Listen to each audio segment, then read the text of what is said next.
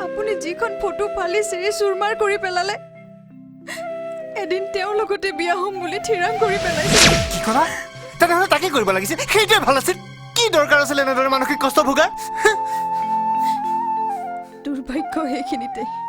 এদিন ঠিক আপোনাৰ দৰে তেওঁৰ গাটো মদৰ গোন্ধ পাইছিলোঁ ঠিক আছে আজিৰ পৰা তুমি আৰু মদৰ গোন্ধ সহ্য কৰিব নালাগে মই বেলেগ কোঠাত শুম মোৰ কাৰণে আপুনি ইমান কষ্ট খাব নালাগে এইখন বিচনা আপোনাৰ সদায় আপোনাৰ তুমি ক'ত খোৱাৰ কথা ভাবিছা ঘৰত মোৰ দেউতাৰ ঘৰত কি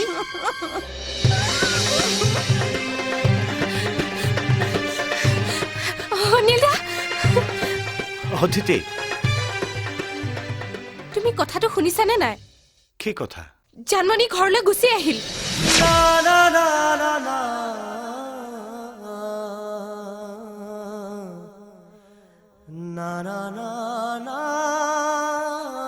একেবাৰে গুচি আহিল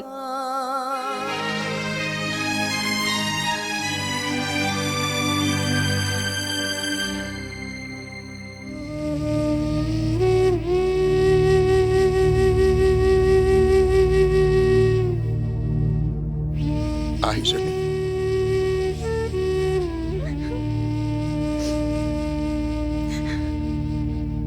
এইটো তোৰ এটা কঠোৰ সিদ্ধান্ত মাহ হালধিৰ গুণ গাৰ পৰা ভালকৈ নাযাওঁতেই তোক এইটো ৰূপত দেখা পাম বুলি মই কোনোদিন আশা কৰা নাছিলো এয়া কি কাম কৰিলি আই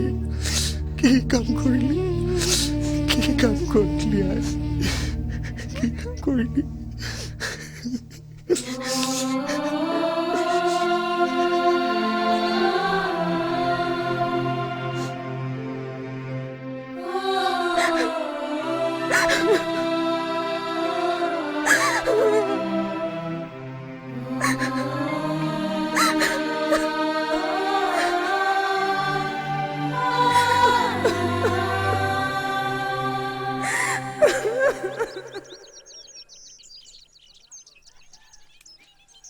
হেৰা ভাইটি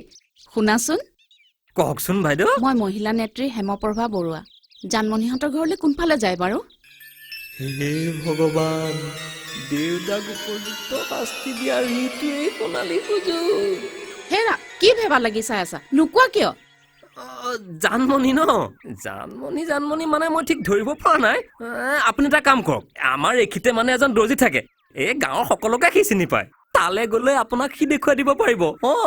হয় নেকি হয় ঠিক আছে তেতিয়াহ'লে হয় আৰু ৰিক্সা ব'লা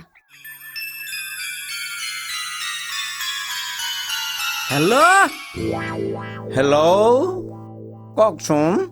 দেউতা মই কাবেৰীৰ ককায়েক ৰঞ্জনে কৈছো আপোনাৰ দোকানলৈ মানুহ এগৰাকী গৈছে বৰ লাজ কৰিয়া দেই আপুনি এটা কাম কৰিব জোৰ জবৰদস্তি তেখেতৰ জোকটো লৈ ল'ব